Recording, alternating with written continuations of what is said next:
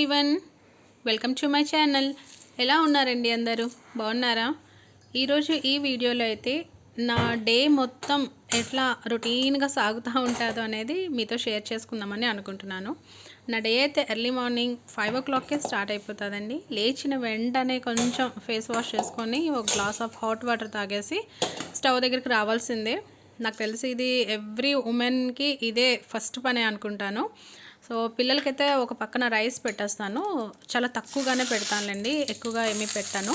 అంటే 1 గ్లాసే రైస్ పెడతాను. 1 glass rice వాళ్ళిద్దరికీ సరిపోతుంది. అండ్ దాని తర్వాత కర్రీస్ అయితే ప్రిపేర్ చేసేస్తానండి. రైస్ కోసం అయితే బెండకాయ ఫ్రై చేసేస్తున్నాను. అండ్ టిఫిన్కి వాళ్ళకి చపాతీ చేద్దామని అనుకుంటున్నాను. దానికోసం అయితే స్వీట్ కార్న్ అండ్ క్యాప్సికమ్ చేద్దామని అనుకున్నాను. అదే ప్రిపేర్ చేసుకుంటున్నాను. ముందుగా అంటే ఎర్లీ మార్నింగ్ వీడియో తీయాలి అని అనుకుంటే అది నాకు చాలా పెద్ద టాస్క్ అండి.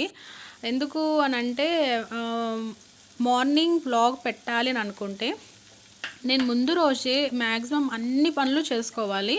అంటే వెజిటేబుల్స్ అన్నీ కట్ చేసుకొని పెట్టుకోవాలి. నెక్స్ట్ డే ఏం ప్రిపేర్ చేయాలి, దానికి అన్నీ ఉన్నాయా లేవా అనేది కూడా పెట్టుకోవాలండి. అండ్ నెక్స్ట్ ఇంకోటి ఏంటంటే నేను కర్రీస్లో ఈచ్ అండ్ ఎవ్రీథింగ్ వెయ్యాలి అని ఏమీ పెట్టుకోను నేను. అంటే కొంచెం అడ్జస్ట్మెంట్, అంటే సపోజ్ పోపుల్లో ఆవాలు లేకపోయి ఉండొచ్చు, లేకుంటే జింజర్ లేకపోయి ఉండొచ్చు, ఇట్లా కొన్ని లేకపోయినా సరే అడ్జస్ట్ చేసేస్తూ ఉంటాను. మేబీ మీరు కూడా అంతేనేమోనండి. సో ఇలా అన్నీ అయితే ప్రిపేర్ చేసుకొని పెట్టుకుంటాను. నేను కూడా ఈరోజు ఈ మార్నింగ్ వ్లాగ్ కోసం అని వెజిటేబుల్స్ ముందే కట్ చేసుకొని పెట్టుకున్నానండి. నెక్స్ట్ డే అవి కట్ చేయడం, వీడియో తీయడం ఇవన్నీ అంటే కుదరదు కదా అస్సలు. అందుకని నార్మల్గా అయితే పిల్లలకి నేను రైస్కి ఏ కర్రీ అయినా సరే ఫ్రై చేసేస్తానండి. నాది 6-6:30 కల్లా వంట అయిపోతుంది. వాళ్ళు ఫుడ్ ఏమో 1 గంట కల్లా తింటారు, లంచ్ అనేది. సో కర్రీ చేసినా పప్పు చేసినా సరే ఫుడ్ అనేది టేస్ట్ ఉండదండి, అన్నం టేస్ట్ పాడైపోతుంది ఇంకా. అందుకనే నేను ఏ కర్రీ అవన్నీ ఫ్రై లాగే చేసేసి రైస్ దాంట్లో కలిపేసి పెట్టేస్తాను. సో అది ఈవినింగ్ వీళ్ళు రిటర్న్ వచ్చినంత వరకు కూడా ఫ్రెష్గానే ఉంటుంది, ఏం పాడవదు. మేబీ అంటే కొన్నిసార్లు తినరు, అంటే ఎప్పుడు రేర్గా తినరంటే జస్ట్ 2-3 స్పూన్స్ వదిలేస్తారు. అప్పుడు నేను చెక్ చేస్తాను ఫుడ్ని, అప్పుడు కూడా అది ఫ్రెష్గానే ఉంటుందండి. అందుకనే నేను మ్యాక్సిమం కుదిరితే అని కాదండి, మ్యాక్సిమం నేను ఫ్రైయే చేస్తాను. అండ్ భిండి ఫ్రై అయితే అయిపోయింది, తీసేసి అట్లా పక్కన పెట్టేశాను. నెక్స్ట్ది అయితే ఈ క్యాప్సికమ్ అండ్ స్వీట్ కార్న్ అయితే ఫ్రై చేసేస్తున్నాను. ఇదైతే రోటీతోనేలండి, ఇంట్లో టిఫిన్ కోసం. గ్రేవీతో చేస్తే చాలా బాగుంటుందండి, టేస్టీగా ఉంటుంది. పొద్దున్న గ్రేవీతో అంటే గ్రేవీ ఎక్కువైతే అంటే గ్రేవీగా కావాలంటే స్వీట్ కార్న్ క్యాప్సికమ్ కర్రీకి కొంచెం స్పైసెస్ అనేది యాడ్ చేయాలి. అందుకనే నేను అలా ఫ్రై చేసేస్తున్నాను. నా కిచెన్లో వంట అయ్యేటప్పటికి కిచెన్ అంతా గందరగోళంగా ఉంటుందండి. ఇండ్లంతా ఒక పని అయితే కిచెన్ ఒక్కటే నాకు అంత పని అవుతుందండి. చాలా గందరగోళంగా ఉంటుంది కిచెన్ అంతాను. సో 2 కర్రీస్ అవుతూ ఉన్నాయి. రైస్ తీసి పక్కన పెట్టేశాను. ఇంకా టైం 6 అవుతుంది కదా, పిల్లల్ని లేపి వాళ్ళకి స్నానాలు చేయమని చెప్పేసి ఒకవైపు అయితే టీ పెట్టేసుకున్నాను.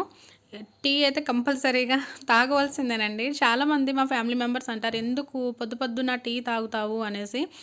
అది ఒక రకంగా అలవాటు అయిపోయిందండి. ఇంకా ఫుడ్ లేకపోయినా ఉండిపోతాను, కానీ ఎర్లీ మార్నింగే మళ్ళీ అంటే లేచేటప్పుడు టీ లేకపోతే మాత్రం ఉండడం అనేది చాలా కష్టం. మీరు కూడా అంతేనా? సో ఆ భిండి ఫ్రై అయిపోయింది. కర్రీ అయిపోయాక రైస్ని అలా వేసేసి కాసేపు పక్కన పెట్టేస్తాను. వెంటనే కలపనండి, ఎందుకంటే రైస్ వేడిగా ఉంటుంది, ఆ కర్రీ వేడిగా ఉంటుంది. మనం కలిపేటప్పుడు రైస్ అనేది పీసెస్లా అయిపోతుంది. అందుకని అలా ఆ కర్రీలో రైస్ని వేసేసి ఒక 15 నిమిషాలు అయితే పక్కన పెట్టేస్తాను. టీ కంప్లీట్ అయింది. ఇంకా అంటే మార్నింగ్ లేచాక ఈ టీ ఎప్పుడు తాగుతాననేది చూడడానికి 2 రీజన్స్ ఉంటాయి. ఒకటి ఏంటంటే కొంచెం మైండ్ రిఫ్రెష్ అవుతుంది. ఇంకోటి ఏంటంటే మార్నింగ్ లేచాక ఈ టీ తాగిన ఆ నిమిషమో 2 నిమిషాలు కొంచెం ప్రశాంతంగా కూర్చుంటానండి. అలా నించున్న వల్ల కాళ్ళు కింద ఎంత నొప్పులు వస్తాయో తెలియదండి. కాళ్ళు అయితే బాగా నొప్పి వస్తాయి నాకు. సో 2 నిమిషాలు కూర్చొని తాగితే కాళ్ళకైతే చాలా హ్యాపీగా అనిపిస్తుంది. మనసుకు కన్నా కాళ్ళకి చాలా రిలీఫ్ వస్తుందండి ఆ టీ తాగిన 5 నిమిషాలు. 5 నిమిషాలు కూడా కాదులేండి, జస్ట్ 2 minutes అని.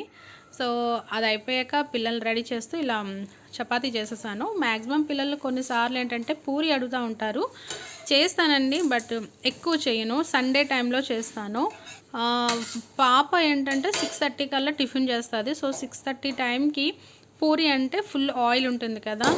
6:30 ఎర్లీ మార్నింగ్ అంత ఆయిల్ ఫుడ్ తింటే స్కూల్లో స్టమక్ ఏమైనా అప్సెట్ అవుతుందేమో అనేసి నేను పూరి చేయను. వాళ్ళకి హాలిడేస్ ఉండేటప్పుడు అయితే మాత్రం నేను పూరి కంపల్సరీగా అయితే చేస్తాను. ఇలా అయితే టిఫిన్ చేసేసి ప్రిపేర్ చేసేసి వాళ్ళకి పెట్టేశాక ఇప్పుడు రైస్ కలుపుతానండి.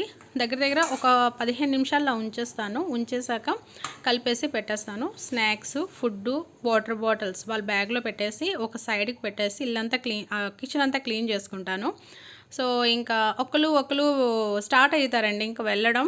అంటే 7కి మా పాప వెళ్తుంది, 8 o'clockకి మా బాబు వెళ్తాడు, 8:15కి మా వారు వెళ్తారు. ఇలా ఒకరు వెళ్తూ ఉంటారు. మా పాపకైతే మా హస్బెండ్ JNT వరకు డ్రాప్ చేస్తారండి, అక్కడి వరకు దిగబెడతారు. మళ్ళీ బాబుకైతే స్కూల్ బస్సులు అండి ఇక్కడే వస్తుంది. సో వాడు కూడా వెళ్ళాక ఇతను వెళ్ళాక అప్పుడు మళ్ళీ నాకు పని స్టార్ట్ అవుతుందండి. వీళ్ళందరూ వెళ్ళాక ఒక్క 5 నిమిషాలు కూర్చుంటాను నేను, లేకుంటే నన్ను నేనే మర్చిపోతాను ఈ గందరగోళంలో పడి. సో వాళ్ళందరూ వెళ్ళాక 10 నిమిషాలు అట్లా కూర్చొని ఇంట్లో పనులన్నీ క్లీన్ చేసేసి ఇల్లంతా సర్ది పెట్టేసి తుడిచేసి తడి క్లాత్ పెట్టేసి పూజ అనేది స్టార్ట్ చేస్తాను. ఈరోజైతే ఏకాదశి కదా, నార్మల్గా ఇది ఈరోజు వ్లాగేనండి.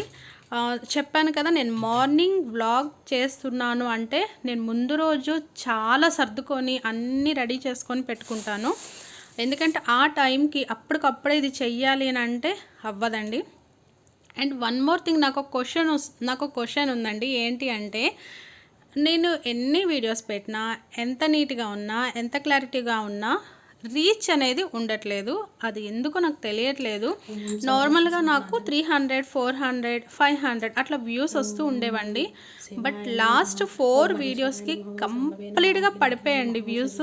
అదేంటో అది ఎందువలన అనేది నాకు ఐడియా లేదండి. నేను చాలా చూస్తున్నాను వీడియోస్, ఎందుకు సడన్గా అలా వ్యూస్ పడిపోయి మరి 100, 90, 80లో పడిపోయండి. చూస్తుంటే చాలామంది అంటే యూట్యూబ్లో చెప్తుంటారు కదా, ఎవ్రీడే వ్లాగ్ చేస్తుంటే పీపుల్కి రీచ్ అవుతుంది మ్యాక్సిమం పీపుల్కి అని అంటున్నారు. బట్ ఎవ్రీడే వ్లాగ్ అంటే నేను చెయ్యలేనండి. ఒకటి నాకు కుదరదు, ఇంకొకటి కంటెంట్ ఉంటేనే వ్లాగ్ చేయాలి. ఏమీ లేకుండా ఏదో ఒకటి చేసేస్తాను అని అంటే చూసే వాళ్ళకి కూడా ఇబ్బందిగా ఉంటుంది కదా. అందుకని నేను ఎవ్రీడే వ్లాగ్ అంటే పెట్టలేను అండ్ వ్లాగ్ ఎవ్రీడే చెయ్యలేనండి. అండ్ ఈచ్ అండ్ ఎవ్రీథింగ్ ఇంట్లో విషయాలు కూడా షేర్ చేయలేము కదా. సో ఎవ్రీడే వ్లాగ్ చేస్తే ఈచ్ అండ్ ఎవ్రీథింగ్ చెప్పాల్సిందే. లేకుంటే ఎవ్రీడే ఏముంటుంది చెప్పండి, ఏముండదు. రొటీన్ అందరి ఇళ్ళల్లో ఎలాగుంటుందో మా ఇంట్లోనే అట్లానే ఉంటుంది. సో అందుకని నేను ఒక స్పెసిఫిక్ డేస్లో చేస్తుంటాను. అంటే అలానే ఎక్కువ గ్యాప్ ఇవ్వనండి. జస్ట్ 2 డేస్కి పెడుతుంటాను వీడియోస్ అనేవి. షార్ట్స్ అయితే నేను ఎవ్రీడే పెడతాను. సో అయినా సరే రీచ్ ఉండట్లేదు. ఇది ఎందుకో అనేది మీలో ఎవరికైనా తెలిస్తే మాత్రం నాకు కంపల్సరీగా ఆన్సర్ చేయండి. అండ్ ఎందుకు వ్యూస్ రావట్లేదు అనే దానికి కూడా చెప్పండి. సో నా ఏకాదశి పూజ అయితే ఇలా కంప్లీట్ అయిపోయింది. ఆ రోజు నేను అష్టోత్తరాలు చదువుకున్నానండి. షోడోపచారం పూజ అనేది, ఏకాదశి వ్రత కథలు ఇవేమీ చదవలేదు, అవేమీ నేను చేసుకోలేదండి. ఎందుకంటే నాకు కొన్ని కుదరవండి. చెయ్యాలని ఉంటుంది నాకు కూడా, బట్ పిల్లలతో ఇల్లు వీటితో నాకు కొంచెం అవ్వదులేండి, ఇబ్బంది పడిపోతాను, బాగా టైర్డ్ అయిపోతాను ఇంకా. అందుకని ఓన్లీ అష్టోత్తరాలు చదువుకున్నాను. ఎలానో ఏకాదశి కదా అని శివయ్యను కూడా పెట్టుకున్నాను. శివయ్య, వెంకన్న, లక్ష్మీదేవి అమ్మవారు వీళ్ళందరూ అయితే అష్టోత్తరాలు అయితే చదువుకున్నాను. తులసితో వెంకన్న స్వామికి అష్టోత్తరాలు చేసుకున్నాను, విభూతితో శివయ్యకి అష్టోత్తరాలు చేసుకున్నాను. కంప్లీట్గా అయితే నా పూజ అయిపోయింది. అండ్ 12:30 కల్లా మా అమ్మాయి నేను పికప్ చేసుకోవాలండి. ఈ మధ్యలో నాకు ఒక 1 hour టైం ఉంటే పిల్లలు ఈ మధ్యన బయట ఫుడ్ చాలా తినేస్తున్నారండి, అడుగుతున్నారు. కొనేసి ఇస్తున్నాను, కానీ చాక్లెట్స్, బిస్కెట్స్ వరకే, మిగతావైతే ఏమీ ఇవ్వట్లేదు. సో బయట స్వీట్ ఐటమ్స్ తినే కన్నా ఇంట్లో చేస్తే బెస్ట్ కదా అని ఇది జొన్న పేలలు అంటారు కదా, అవ్వండి ఇట్లా ఫ్రై చేసుకున్నాను. ఇవి మొత్తం అయితే ఇట్లా పేలి వైట్గా అయితే రావండి, కొన్ని వస్తాయి కొన్ని రావు. దానికేమీ మనం వర్రీ కానవసరం లేదు. ఎంతవరకు వస్తే అంతవరకు చేసుకుంటే చాలండి. యాక్చువల్గా నీట్గా క్లీన్ చేసేసి అవి బాగా 1 night అంతా డ్రై చేసేసి మనం దీంట్లో ఫ్రై చేస్తే పేలుతాయండి. ఆ వైట్‌గా ఇలా ఫ్లవర్‌లా విడతాయి.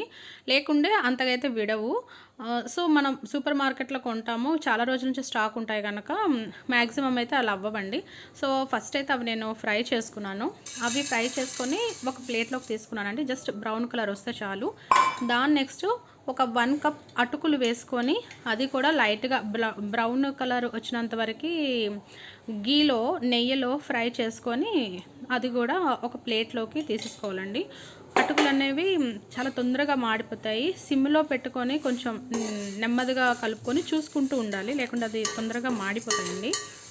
సో, ఇలా చూసారా కొంచెం బ్రౌన్ కలర్‌లుగా వచ్చాయి అంటే అనేటప్పుడు అవి గూడా దేంట్లో అయితే ఈ జొన్న పేలాలు తీసామో అదే దీంట్లో ఇవి గూడా తీసేయాలండి. ఎందుకంటే అన్నీ కలిపి మిక్సీ చేస్తాం గనక అన్నీ ఒకే ప్లేట్‌లో తీస్తే ఏమి కాదు. దాని నెక్స్ట్ మళ్ళీ కొంచెం దాంట్లో ఘీ వేసుకోవాలి. ఘీ వేసుకొని కొద్దిగా మాత్రాన కోకోనట్ అనేది వేసుకుంటామండి. ఇది మన దగ్గర పౌడర్ ఉంటుంది. డ్రై కోకోనట్ పౌడర్ అని ఉంటది. అదైనా వేసుకోవచ్చు. లేదు అనంటే మనం కొబ్బరికాయని నీట్‌గా కడిగేసి, తురిమేసి ఇట్లా చేసుకోవచ్చండి. తురుముకుంటే అది పొడి పొడిగానే ఉంటుంది. మనకు తెలుసు కదా! మిక్సీకి పెట్టేస్తే మాత్రం ముద్దలా అయిపోతదండి. సో, అది కూడా కొంచెం ఘీలో రోస్ట్ చేసేసి కొంచెం అయితే పక్కకు తీశాను. అంటే మీకు చెప్తాను అది ఎందుకు పక్కకు తీశాననేది. కొంచెం కప్‌లో పక్కకు తీసి రిమైనింగ్ అంతా మళ్ళీ అదే ప్లేట్‌లోకి తీసేసానండి. అటుకులు, జొన్నలు దేంట్లో అయితే వేసానో దాంట్లోకి ఇలా తీసేసాను.